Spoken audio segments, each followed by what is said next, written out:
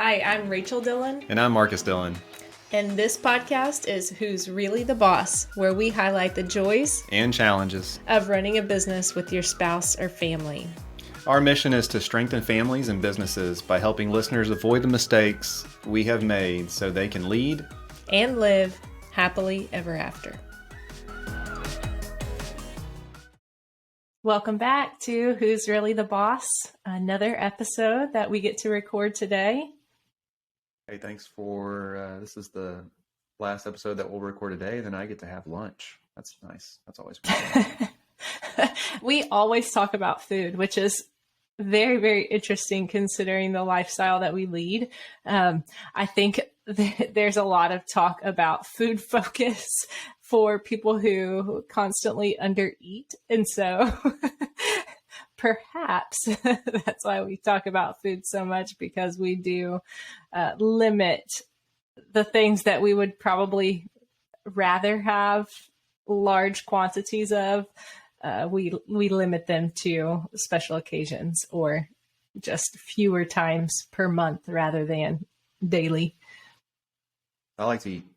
It's on my mind a lot, and yeah, so I look forward to that. Okay, so then with that, what's for lunch today? Since we are in office, and so you will be likely eating from a restaurant. I'm sure some kind of delivery service is bringing it. So when I come to the office now, I don't want to leave the office in between, and I kind of work through lunch or have food brought in. So you're spot on with the delivery service. As we mentioned in a previous podcast, creature of habit. So I'm going to order the same meal from the same restaurant that I always do when I'm in office, just because I know the nutritional information behind that. So it will be Uber Burrito. We'll, place that order. It'll show up in about probably 45 minutes after I place the order. It'll be exactly what I want from the app, from the DoorDash app. And, maybe they'll find the office, maybe not. That's usually the only hiccup is like the driver, how good the driver is. And so, but yeah, I'm looking forward to that because I haven't had it in a few weeks or maybe even a month or two, just because of the timing of when we've been at the office and maybe lunch doesn't align. So yeah, looking forward to that. My go-to meal. Uber Burrito order. What's your Uber Burrito go-to? Uber Burrito bowl. So, it's got lettuce, white rice, black beans, chicken. It's got double the protein. So 2 servings of chicken, which is about 8 ounces of chicken. It's got fresh jalapenos, corn salsa on it, 2 different types of other salsa to make it spicier. And then if I'm feeling really frisky, I'll get tortilla chips on top, like these tortilla strip things. So yeah, that's whether or not I'm feeling frisky or not. It's like if I feel like going for it. So. But that's, again, like we have recently talked about burnout. And so adding a little bit of something that you enjoy, if you like it, add it. It's one time. It's not a big deal. And so anyway, so yeah, that's good. And we found Uber Burrito, as we call it, like an upscale Chipotle. So if you're familiar with Chipotle, it's a cleaner Chipotle. I think they use potentially more white meat than what Chipotle uses as far as their chicken. They have shrimp as an option, which we love to say, but we've never actually ordered shrimp from Uber Burrito. So because we are both creatures of habit and we know what the order is, you can actually just like copy from the time before. And so then you don't even have to worry about clicking and swiping. You can just add it to the bag and it's already ready. And so, my order is similar to yours in lettuce, black beans, chicken, corn salsa, tomato salsa. That's it. You're pretty bland. And more and more lettuce. Oh, chicken. Did I say chicken? Yeah. And mine is, depending on how hungry I am, either 1 or 2 servings of chicken. So sometimes I'll add extra chicken if I'm feeling super hungry that day. But yeah, one of our favorite orders, I love it because I can customize it, and I am a picky eater. And so the fact that everybody is customizing that order and I'm not the one that's telling the person or the waiter or waitress all these things to remove off of whatever meal's on the menu, I enjoy that I can customize it exactly how I like it. Yeah. So Uber Burrito is like our number one go-to. I think talk about burnout in previous episode, but Chipotle, we kind of got burned out on that. And Chipotle is just, it was kind of dirty. It's just. You didn't like Chipotle. I still like Chipotle. I still like Chipotle, but Uberito is an option. We'll go there. And then the other one that's here is Freebirds. Freebirds is okay. They have Pepsi products, which that's, even though I may not get a drink, I still hold that against them. It's like, you don't do Coca-Cola, Diet Coke. I can't get that. I'm not a fan. They do have really good That's brownies. Right. And but yeah, other than that. It's like, well, Uberito actually has Diet Dr. Pepper also, and it's the only one of the similar restaurants that serve that style of food. It's the only one that has Diet Dr. Pepper, so that definitely is a win also. So the fact that they have Diet Coke and Diet Dr. Pepper makes us both happy, so we can do that. So today, talking about I'm going to go place my order real quick. Yeah. Talking about how automation supports relationships and actually goes right into exactly what we're talking about, where our frequency and our relationship to Uberito or to maybe DoorDash is the better app that I have DoorDash just to have Uberito delivered though. So like, it's not DoorDash is my relationship. It's Uberito is my relationship. Yeah. So the fact that those meals are already saved and it can be automated and you can click 2 buttons versus searching an entire menu, placing an order, customizing that order, placing inside for delivery, or to have to go pick up from somewhere.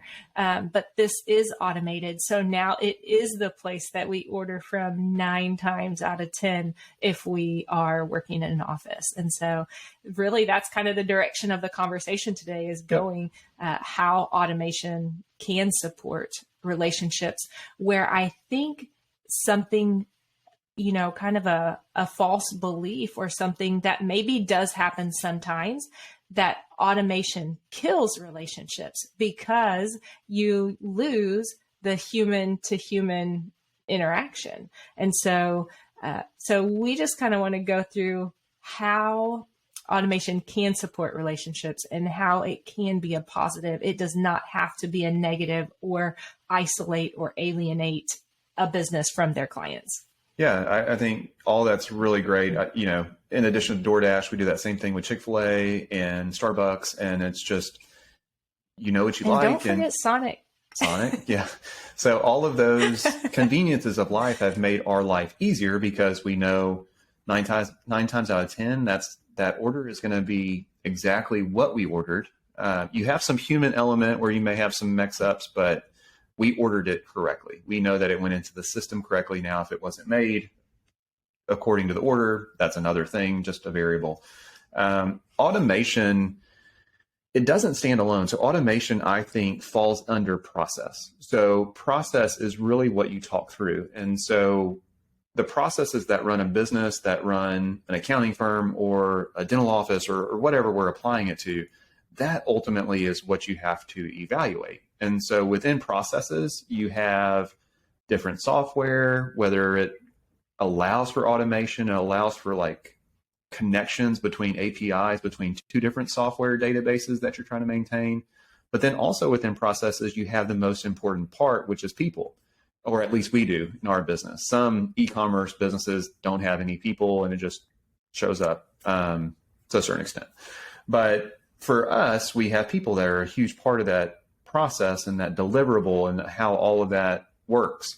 And so we have defined out of all of that process, people are the most important. And so how do you take the people aspect, whether it's a client or a team member, and elevate them in their time? And then that's where you kind of back into, is this process the best process? How can we improve this process? Is automation a part of that we need to look at? Because ultimately it all goes back to people. People can screw up the process, they can make it better. But that's the deliverable whenever we talk about machine learning and machines replacing people one day. And you've seen that a little bit, like self-checkouts and DoorDash and, different things that we're already talking through. But in our industry, in our line of work, working with small business owners, people are always going to be needed. They're going to be the ones that have the relationship, explain the results, have the bedside manner, the soft skills to go along with what we do on a daily, weekly, monthly basis. And the processes should allow those people to do their job as best they can. Yeah. And so just a recent scenario that happened in Dillon CPAs, we have changed. So before we had some technology implemented, before we had some processes implemented, before we had a different pricing model, our billing looked a lot different than it does today. And so, I mean, years ago, it was after the fact billing. So we would do a project, then we would send an invoice, then we would wait to get paid. We wouldn't get paid, so we'd have to call and kind of track people down to get them to pay something. We, over time, moved to having ACH or credit card on file, to a flat monthly fee billing. It's recurring monthly revenue. So we set up technology, QuickBooks Online, to charge that amount on the first of the month and then automatically send a receipt to those clients so they know that everything has been paid, taken care of. Nobody on either side has to do anything, meaning it doesn't take a time or a person to handle that function, and yet the result is still the same as far as we are collecting money, they are paying for the service that we provided. And so recently came up a client who actually is on that automatic draft on the first of the month for part of her business, had another project that was outside of the scope of what that monthly fee includes. And so she has a different business with tax filing that needed to be done that's not included with her monthly fee. And so she got the notice that she got the invoice with the tax return. She got the notice electronically as well. So it came to her in an email with a link to pay. Then she received a statement for 2 months. And then we have her credit card information on file. And so I said, most of our clients who are on monthly recurring draft, like auto draft, they just assume that that's their receipt that they've already paid. They're not paying attention to it. They're going to tell us to charge the card on file anyway. So let's go ahead and just charge it. We're not calling her every single time this happens. And so of course we did. And then she immediately sent me a message and said, well, somebody always calls me to ask me if I want to use the card on file. And my response, of course, was, well, there were multiple notices sent, and we appreciate that you do have that card on file. And so that we don't take up your time, we just went ahead and processed that payment, since that is typically historically how you handle payments to our office.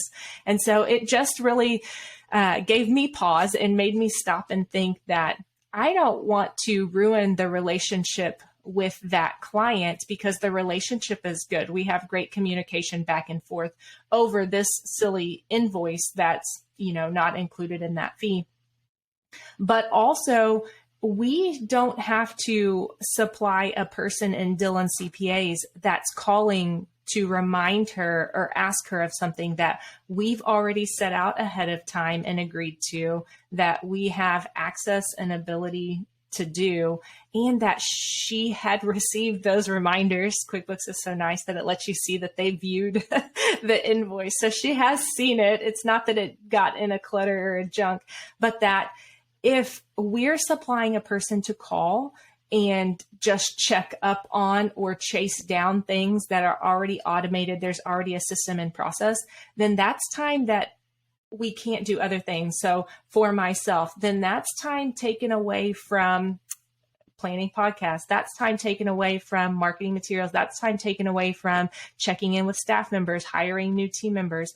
for you, what kinds of things would that limit for you? Because yours are a lot more value add to her, specifically to her business and her relationship. So, I mean, say the extra 15, 20 minutes that could be spent doing what types of things that actually bring value to her. Well, I actually had a conversation with them this week. It was a prior to a quarterly conversation, they called kind of a special meeting. So, I mean, in that meeting, we talked about the tax implications from selling some assets that they received from her brother-in-law who passed away and what that means. We also kind of revisited the succession planning conversation. It's a big goal for them as far as like succession planning, making sure that things are moving along because they've already identified the person who's going to do that. It's an internal employee. It's actually a family member. So it's trying to make sure that things are moving ahead at a good pace. What's the timeline? Have we talked to the attorney? Do they have the banker lined up? So that was we covered a lot, and it was a 20-minute conversation. So all of that with both business owners was 20 minutes going back and forth over like, hey, here's this statement, an invoice. I'm going to remove the finance charges.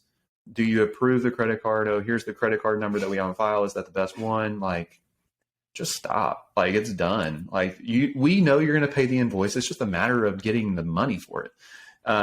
So I think we've seen little wins over that. And I've always tried to improve that billing, like collection process as much as possible. So even for a business our size, we move from AR, billing things after the fact, holding AR, accounts receivable, for months and waiting for people to send checks. You had to have a physical office to go get the check out of the mailbox, open the check, either take it to the bank or do a scan, whatever, all that nightmare. To where now we've improved that little by little. So what we did to move that forward, as you mentioned, set up recurring transactions for those fixed fee engagements where everything's in line with the engagement letter that we have, signed by the client, and we're charging that fixed monthly fee for those agreed upon services. That happens automatically through memorized sales receipts in QuickBooks Online. We'd have the ACH or the credit card on file. The first of every month, while we're in bed asleep, it sends those. It takes the payment. A couple days pass, and that money's in our account. So much of a cleaner process. Started reducing AR. So that was kind of what we would call boss clients or client advisory services, what our focus is in Dillon CPAs. And then we still had legacy clients or out of scope projects that we would, still send them an invoice, wait for a check, all that stuff, bill them after the fact, where even that's gotten better and will continue to get better. So we've actually implemented a new program called Ignition. And so Ignition now, whenever a prospect or a client, we send them the engagement letter. At the time of engagement letter signing, they also drop in their ACH. If they ask to do a credit card on file, we'll send them a credit card, draft as well. But they aren't a new client that's celebrated until we have that payment information. Ignition actually takes it a step further and actually charges them whatever they've agreed to, onboarding plus their first monthly fee, sets out the schedule, and does it all. So that's kind of replaced some of that process within QuickBooks. The great thing when we talk about automation, Ignition talks to QuickBooks. So QuickBooks is our home where we run our accounting for the business. And so it all feeds back in through integrations, through whether it's an open integration that connects directly, or if it's through a Zap and Zapier, which is another software that you can use for certain pieces where direct integrations aren't available. So we've improved that. And then the second step is we still have a few annual projects, scope where it doesn't make sense to transition somebody to a fixed monthly fee. We've maintained the relationship just purely out of relationship alone. And even for that, what we'll do this year is whenever we send their engagement letter through Ignition, they will drop in their ACH or their credit card information. We will not charge them at that time, but it will say this account will be charged upon completion of the project. And so whenever the tax return or other project is delivered, they see the invoice as part of that PDF. They've approved that invoice because they see it, they return the 8879 and they don't have any questions about it. So by default, that's approval. Then that's when we'll go in and charge it after the e-file acceptance has been made. And so that will continue to cut down on accounts receivable. We have minimal right now and hopefully go to zero. Yeah, you'll never have 0, but close to zero. And that's a much better business than sending invoices, sending statements, waiting for checks, the mail, USPS, calling for collections. It's like, yeah, calling. And so all of that, just having a better process. And you know what? If a client says, I'm not going to do that, I'm not going to give you my credit card information or ACH, and it's a client that I'm okay losing because that's not how we do business going forward. Like, this is the best for both sides. And so I can't go into Starbucks or Uber Eats and say, I'm going to pay you after I eat my burrito, like 30 months from now or 30 days from now. That's not acceptable in today's society. And so just trying to continue to move forward from like this legacy mindset of how our industry has done things forever to how other businesses that actually get paid fast do things. So yeah.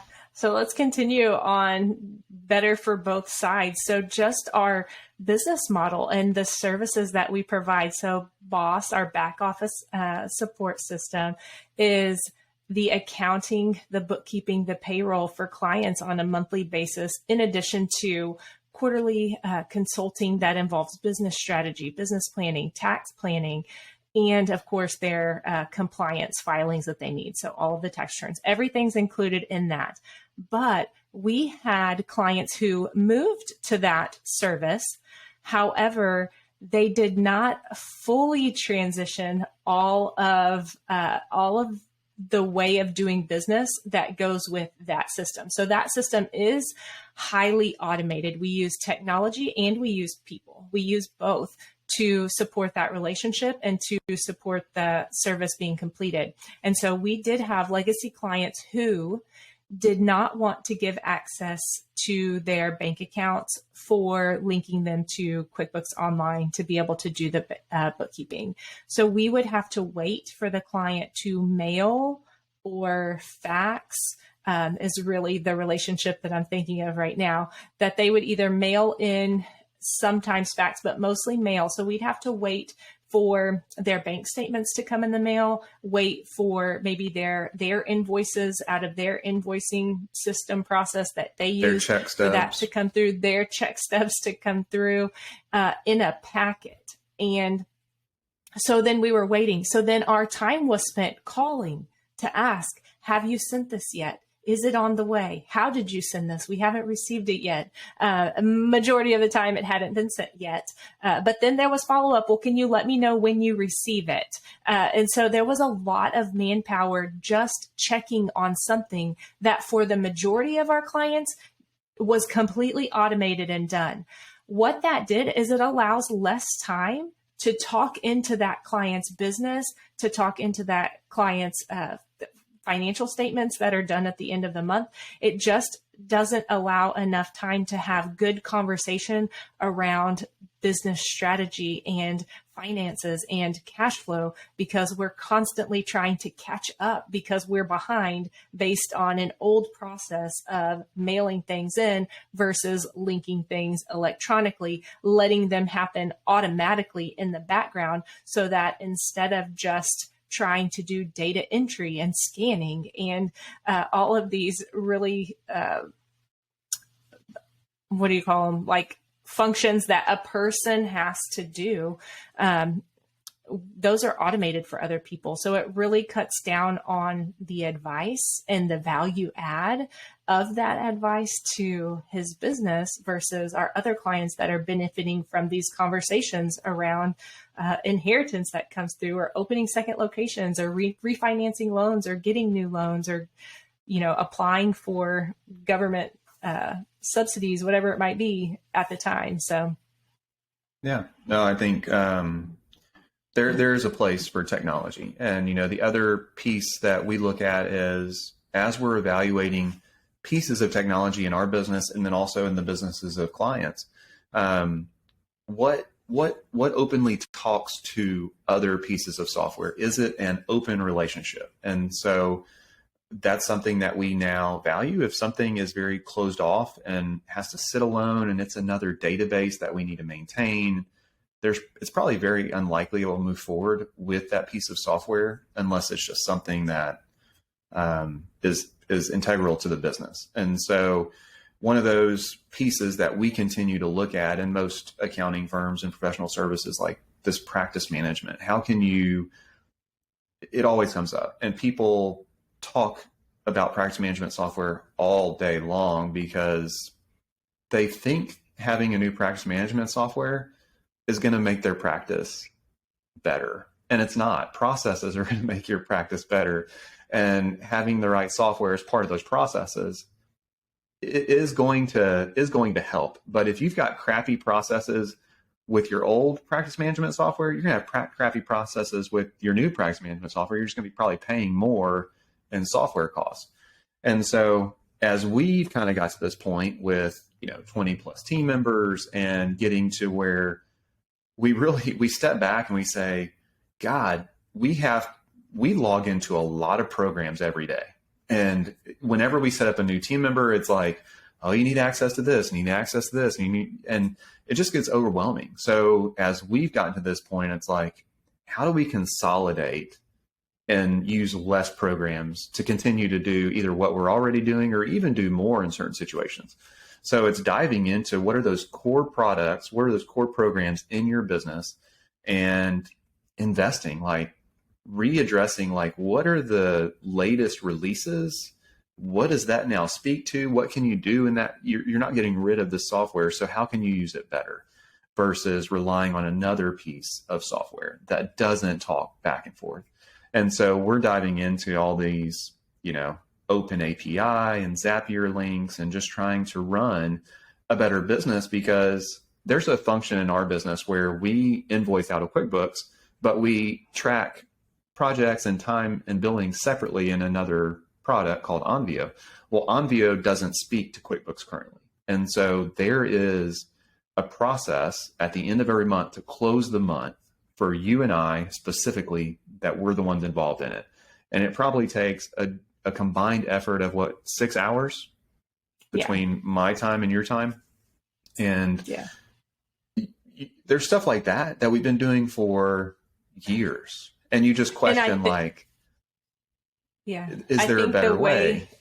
The way that it became evident or apparent that it's not really a good process, it's fine because we can get it done. We probably get it done as efficiently as possible. It's effective for use. But when you think about describing it to someone else and telling them how it is that you arrive at this information, it's almost embarrassing. Like, people would be embarrassed to know all of the kind of, we'll say, hoops that we jump through to make these two things align and give us the data that we really want, versus technology is so good now that there either is a program that can do it, or there is a plugin that can allow these two to talk with each other and accomplish the same function so that we can have the data for use of running the business. So I think that that's one thing. If you're thinking like, well, I don't know what processes in my business need improvement. Well, definitely the ones that cause pain, as far as people don't like doing them, or things are not getting done on time or accurately. And then also, if it's something that you don't want to teach someone else or describe to someone else, it's probably not a good process. It needs to be evaluated. Yeah. That process, if we cut it down to 2 hours by having the right software. And the problem is we've just been head down working just like everybody else. And we haven't learned how to do that better over years, like we said. And so I was listening to a podcast last night. I was driving and was listening to a podcast, and something that resonated with me was something that he said in the conversation, and backing up, I always say as part of like to our team, to prospects, to clients, you can never make more time, but you can always make more money. And so time is our most precious resource. It is our most valuable asset. And so I've said that a lot in my career. Well, listen to this podcast, he actually said you can make more time. And I don't know that you've listened to that yet. Or, I have. okay. I have. And it kind of stuck with me because it's like, okay, tell me more about that. And he was like, well, you can make more time because if you invest time today, that will save you time tomorrow, you have created more time. And so it comes right in line with all of this efficiency, automation, things like that. That conversation was more around procrastination and hitting the hard things first and doing what you're called to do and not delaying. But whenever we look at something like that was said, that just makes sense at the end of the day. Could we go invest 2 hours today to learn a better process and get that down, that process that we do that takes 6 hours a month, get that down to 2 hours?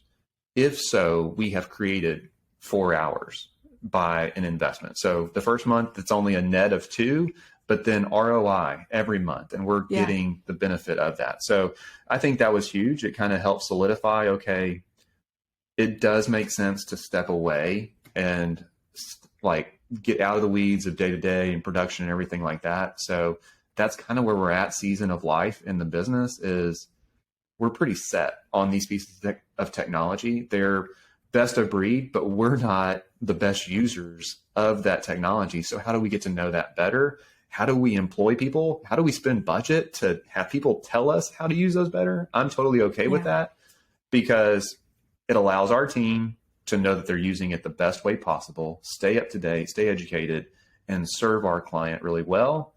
After they're done serving our client really well, they have lives, they have families that they can go enjoy. And that's what it's all about. Yeah. So the whole conversation of automation supporting relationships. So we are evaluating processes, seeing what can be automated, not to take people out of the equation, not from our side or the client side. We want our team to be consultants, to be advisors. We want our team to help businesses run a better business, not necessarily just be a data entry for that business. And so alternatively, on the other side of that, on the client side of that, we don't want the relationship to be built on us calling every month to ask for a payment. We want the relationship to be built on the value that we've added to their business, the peace of mind, the extra time that they've gotten back because of outsourcing and or the conversations we've had around the client improving processes within their business and the client automating things within their business. So both. So, we want our team to be fulfilled by the conversations and the relationships that they're having, not a checkup or, a big brother type thing, or where you're calling somebody out all the time because they're late on doing this again for the third month in a row, but also want to multiply our time in the day. We still have 24 hours in a day, but how we use that time within the day can be better. And so by automating things, we allow our team to be better balanced. They're not spending so much time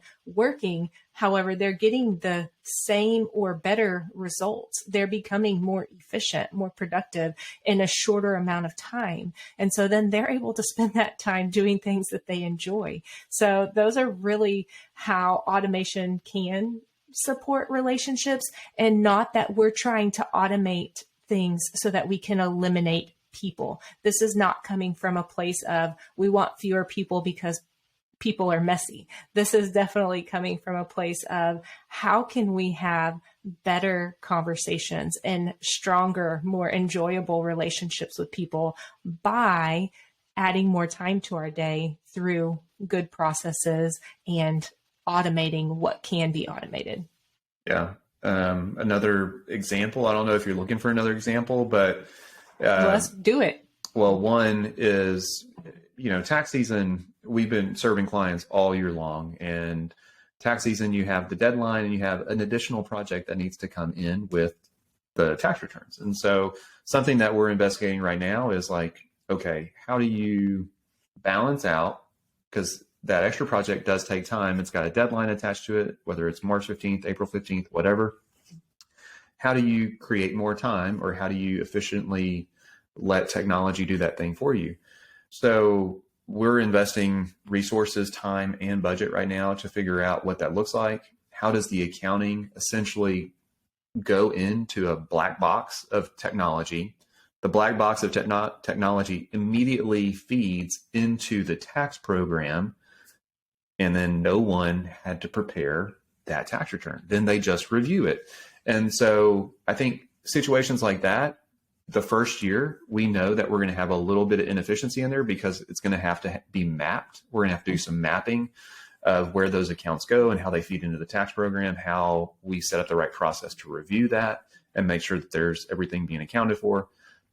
All of that, it's preparation. It doesn't have anything to do with planning or review or just analytical, like, here are the tax strategies that this client could be taking advantage of.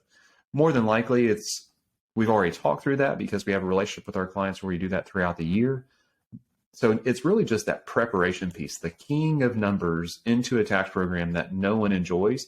And everybody on our team, like, they're worth so much more than just being like a key puncher, essentially. So how do we identify that piece of technology? We're vetting a couple different solutions on that. I think we'll have something in place by the end of the year to roll into next year and serve our client that much better, but then also not have the burden of additional time for those projects that only come up once a year. So like, that's a real world example of something that we're working towards, in addition to everything that we're doing with sales process and how sales process leads into clients and deliverables and everything like that, which is a much bigger, more in-depth conversation with a whiteboard probably needed at the end of the day. So.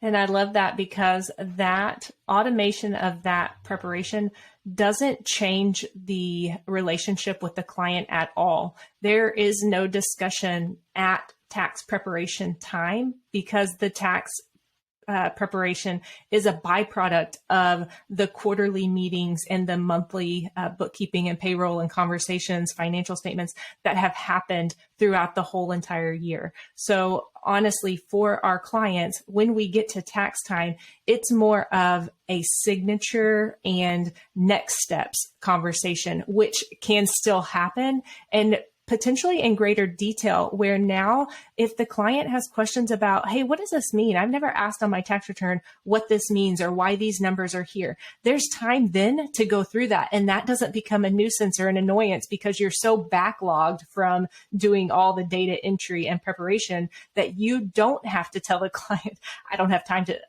to go over that with you right now. We'll have to, do that in another date, or you don't need to know that. That's not important for you.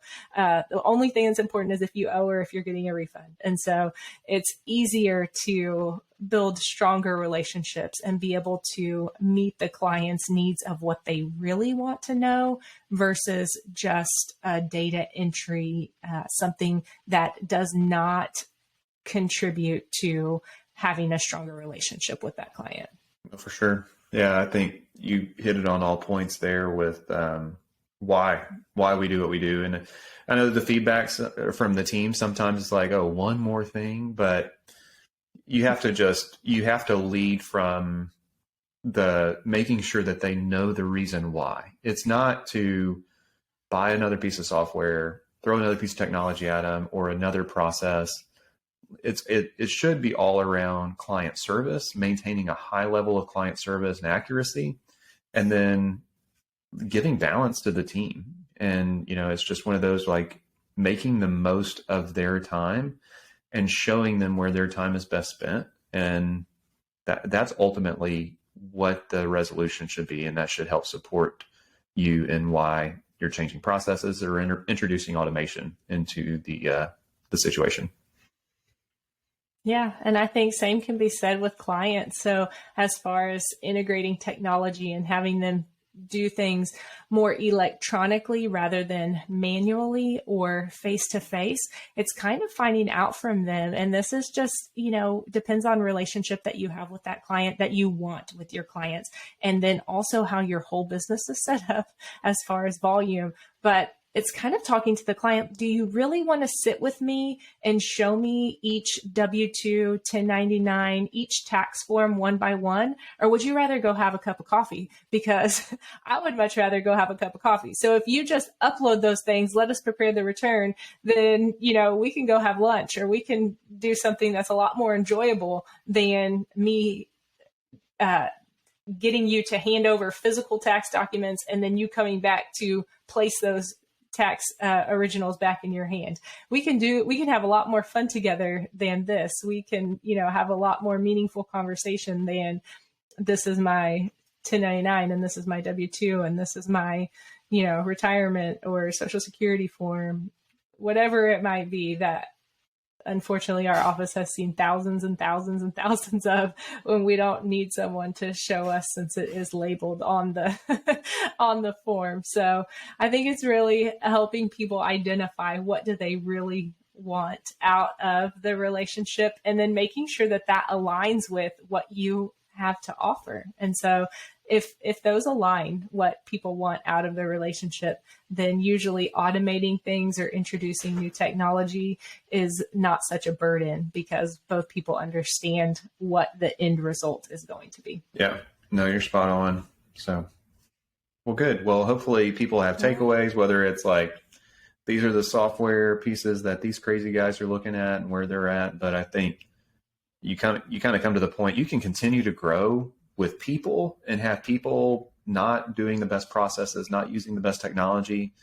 But essentially, like, I'd much rather have a tighter team that is all rowing in the same direction, using the best, if we're doing that analogy, the best boat, the best oar, the best equipment possible, versus just more people in the water. And I think that's kind of where we're at on life and taking care of a very small group of people and growing that group. And that's kind of where we're at from both a team and a client perspective. So it's pretty fun. That's really good. Well, looking forward to our next conversation. All right. Have a good one. I'm going to go order my burrito bowl real quick. Thanks for hanging with us to the end of another episode. If you have thoughts, comments, or feedback you would like to share, please leave us a comment or review on your favorite podcast listening platform. Be sure to subscribe to our podcast so you don't miss any future episodes. Join us again next week for another great conversation.